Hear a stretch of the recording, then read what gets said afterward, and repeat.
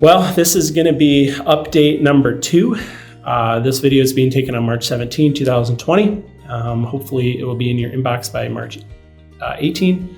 But I wanted to send some updates. I sent a video today, and it has already lost some of its relevance as this continues to develop and change, and new policies are handed down not only by the president but also our governor here in Michigan. So what does that mean for you? Well, a few things. One, please be patient and considerate. We are going to be operating at a skeleton staff over here. We are working hard to equip our staff members to be able to work at home and to get set up with the technology and the needed systems, allowing them to continue to answer questions for tenants, respond to urgent maintenance requests, and also obviously answer owner questions. So please be considerate when you're emailing us with that kind of stuff in mind, knowing that we are operating on a bare minimum, and we are trying to anticipate how this is going to affect our business, how it's going to play out here in the next couple months. So a lot of unknowns, but as of yesterday, we started receiving phone calls from tenants already who are being impacted and losing their jobs. Most of these tenants we expect are going to be in the student and low-income markets, the fast food restaurants, the bars, the restaurants, but any big industries may also be closing down shortly as well. So we are not sure how that's going to work. But when tenants call us and tell us they're losing their jobs and they're looking for either alternative housing already, talking about moving out, or wondering how we're going to be able to delay rent payments and that type of thing, we need to start seriously exploring that. My opinion, and the opinion of many other property managers, and I'm sure it's yours, is we do not want tenants to move out right now. The reason for that is we are not going to be able to enforce any sort of break lease penalties, which would normally include charging the tenant for any vacancy, would include a free placement of the next tenant, would include any late fees, or any sort of enforceable lease that we have in place right now. If a tenant we suspect is able to tie that to a COVID-19 issue of sorts, which we will not be able to require proof of, we expect the courts are going to waive and find it in the tenant's favor. So it's not something we're going to be able to fight. So we have to be as accommodating as possible. So we're looking at ways to do that. The courts have not mandated any sort of suspension on rent collection. However, we are seeing that in other areas of the country where the courts are not or are suspending mortgage payments and also allowing tenants to suspend their rent payments. This doesn't mean they're waiving rent payments, it just means it's suspended. So we're going to continue to work with our tenants that are financially able to obviously continue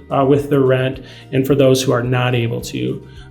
There's likely going to be people that take advantage of this, and we're going to have to sort through that as best we can. So we're asking you for your confidence as we tread on ground that we've never experienced before. And this is a first for us, a first for everybody in the nation. So we appreciate your patience as we learn how to deal with that.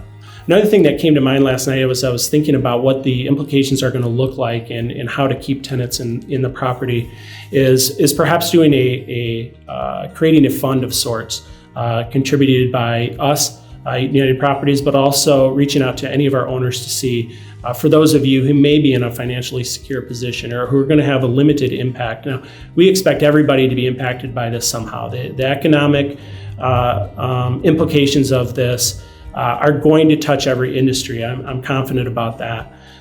But if you do have an opportunity, we have almost 500 owners here, and if each owner would be willing to contribute from $25 to $100 of collected rent, you would likely not even experience the implication of that financially. And we could look at our tenant pool and see who is in the most need, and then we can give back to the tenants, or actually pay a portion of their rent would be the goal.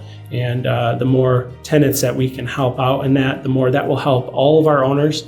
And so it'd be a win for the tenants, a win for our owners, and obviously a win for us as we're trying to limit the turnovers and to reach out, come around our community, come around our tenants who are ultimately paying for our mortgages, and show them that we care about them in a unique way. As far as additional quarantines, We don't know what the governor is going to say yet. We do expect that the state lines are going to be shut down, and we also expect some sort of restrictive request made by the governor to not leave homes, to close down businesses and that type of thing.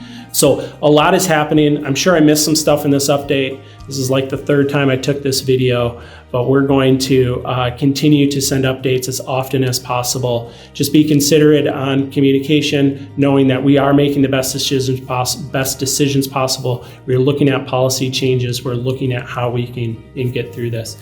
We appreciate your support. We have already heard from several owners willing to reduce rent payments, willing to contribute, asking what they can do to help. And I think this is an opportunity where we can capitalize on that and show the community how much we actually do care about them. And this is interesting times for sure. So stay tuned for more updates. As always, my name is Tim. I'm happy to talk to you, answer any questions as time permits. But let's get through this and see what the next adventure is for us. Thank you.